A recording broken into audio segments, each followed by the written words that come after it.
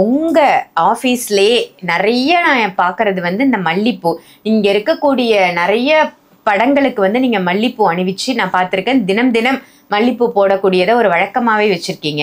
இந்த மல்லிப்பூவின் சிறப்பு என்ன? தினமும் எதுக்கு நீங்க இந்த மல்லிப்பூவை பயன்படுத்துறீங்க? மல்லிப்பூ வந்து பார்த்தீங்கன்னா நிறைய பெண்கள் நிறைய வீடுகள் நான் சொல்லியிருப்பேன். மல்லிப்பூ வந்து பெண்கள் வச்சா பர்க்கத்து, பார்க்கறதுக்கு ஒரு சுபக்ஷமாக இருக்கும், நல்லா மங்களகரமாக இருக்கும்.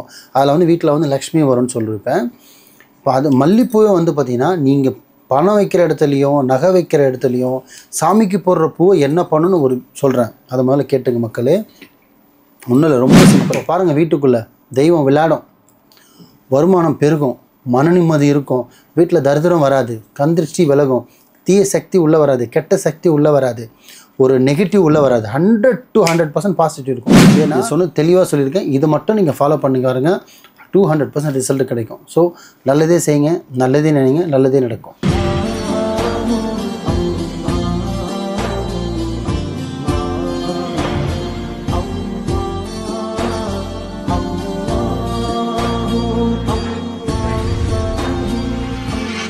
மர்ஜின் நேயர்கள் அனைவருக்கும் அன்பான வணக்கங்கள். பொருள் காவாங்கரை ட்ரிபிளம் டவர்ஸ்ல இருக்கக்கூடிய மாலிக் பாய் அவர்களை தான் சந்திக்க வந்திருக்கோம். வணக்கம் பாய். வணக்கம்மா பாய். இன்னைக்கான தலைப்பு என்னன்னா, உங்க ஆஃபீஸ்லயே நிறைய நான் பார்க்கறது வந்து இந்த மல்லிப்பூ. இங்க இருக்கக்கூடிய நிறைய படங்களுக்கு வந்து நீங்க மல்லிப்பூ அணிவிச்சு நான் பார்த்துருக்கேன். தினம் தினம் மல்லிப்பூ போடக்கூடியதை ஒரு வழக்கமாவே வச்சிருக்கீங்க. இந்த மல்லிப்பூவின் சிறப்பு என்ன? தினமும் எதுக்கு நீங்க இந்த மல்லிப்பூவை பயன்படுத்துறீங்க படங்களுக்கு? நல்லா கேட்டிங்கம்மா. நாங்கள் எதுக்காக பயன்படுத்தோன்னா, மல்லிப்பூவில் வந்து வசியத்தன்மை அதிகம். ஆண் பெண் வசியத்துக்கு மட்டும் மல்லிப்பூ யூஸ் ஆகாது. பண இடுப்புக்கு கூட மல்லிப்பூ யூஸ் பண்ணலாம். ஒரு தெய்வ சக்திக்கு கூட நீங்கள் மல்லிப்பூ யூஸ் பண்ணலாம். வீடு மங்களகரமாக இருக்கிறதுக்கும் யூஸ் பண்ணலாம். ஒரு சாமி படம் அலங்காரம் பண்ணும்போது எதுக்கு மல்லிப்பூ யூஸ் பண்ணுறாங்க?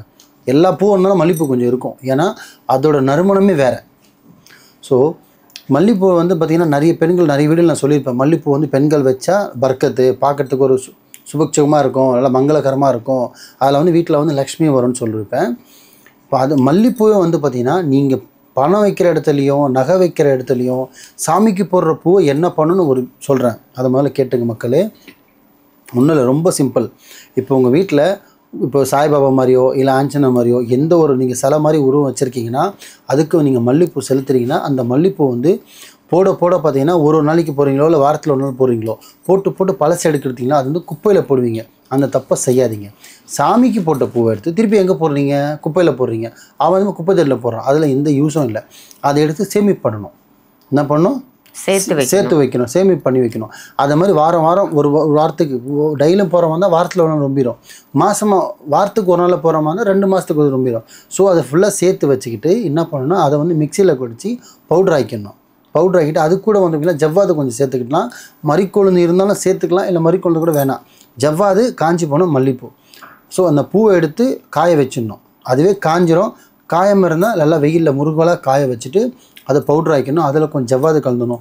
இதை கலந்துட்டு சாயந்தரம் 6 மணிக்கு மேலே அதே மல்லிப்பூவை நீங்கள் சாம்பிராணியில் போட்டு சாம்பாரில் தூவத்தை போடும்போது இதோட சேர்த்து நீங்கள் இதை போடணும்.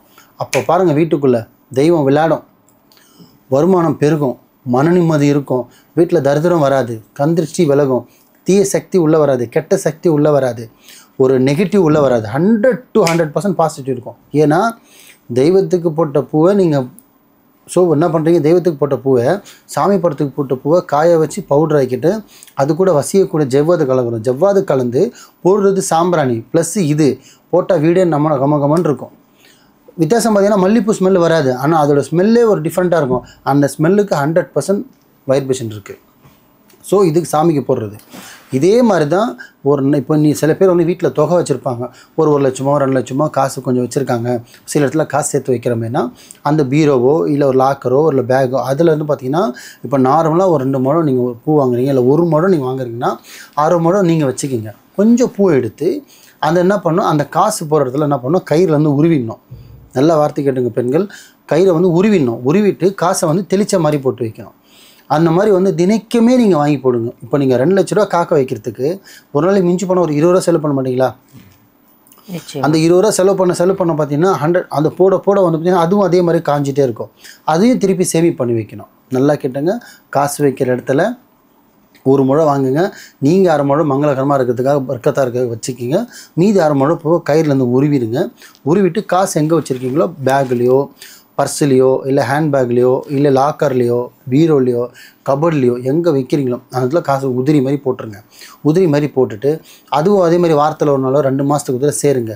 சேர்த்துட்டு கொஞ்சமாக சேர்ந்த ஒன்று என்ன பண்ணினா அதுவும் அதே மாதிரி மிக்சியில் கொடுத்து நல்லா காய வைங்க. முதல்ல காய வச்சுட்டு மிக்சியில் கொடுத்து அரைச்சிருங்க. அரைச்சிட்டு அதில் கொஞ்சோண்டு ஜவ்வாது சேருங்க. சப்போஸ் அத்தர் கிடச்சிதுன்னா அத்தர் 2 ட்ராப்பு ஜன்னத்தின் ஃபுர்தோஸ்னு சொல்லுவாங்க. அத்தர் கிடச்சா சேர்த்துக்கலாம், இல்லை ஜவ்வாதே போதும். சேர்த்துட்டு அதே மாதிரி பவுட்ரு மாதிரி அடிச்சுட்டு அதுவும் அதே மாதிரி நீங்கள் வேளன் வெள்ளி திங்கள் சொல்லியிருப்பேன், திங்கள் வேளன் வெள்ளி 3 நாள் சாம்பிராணி போடுங்க. அந்த 3 நாளைக்கு சாம்பிராணி போடும்போது தூவத்தை காட்டும் போது இந்த பவுடரும் கொஞ்சம் அதில் சேர்க்கணும். சேர்த்துட்டு எங்கே காட்டணுன்னா வீடு ஃபுல்லாக காட்டுறது ஒரு இடம்னா அந்த பேக்கோ சூட்கேஸோ பீரோவோ என்ன இருக்கோ அந்த இடத்துல கொஞ்சம் தூவத்தை காட்டணும். ஸோ இது இன்னும் டபுள் மடங்கு உங்களுக்கு பணம் இழப்பு கூட தன்மை வரும். இது சொல்கிறது ஈஸி தான், செய்கிறதும் ஈஸி தான். எதுவுமே நீங்கள் காசு கொடுத்து வாங்க போகிறதில்ல. பூ வாங்க போகிறீங்க, போட போகிறீங்க, அதே பூவை காய வைக்க போகிறீங்க, அதே பூவை திருப்பி அரைக்க போகிறீங்க, கொஞ்சோடு ஜவ்வாது கலக்க போகிறீங்க, போடுற சாம்பிராணியில் கலக்க போகிறீங்க.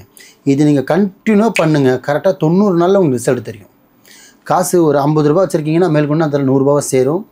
சாமிக்கு காசு போட போட வீடு வைப்ரேஷன் அதிகமாக இருக்கும், நல்லா பாசிட்டிவ் இருக்கும், நல்லா ஒரு பர்க்கத்தாக இருக்கும், ரஹாத்தாக இருக்கும், நிம்மதியாக இருக்கும், பூச்சி பட்டும் வராது. ஏன்னா இதில் அந்தளவுக்கு தன்மை இருக்குது.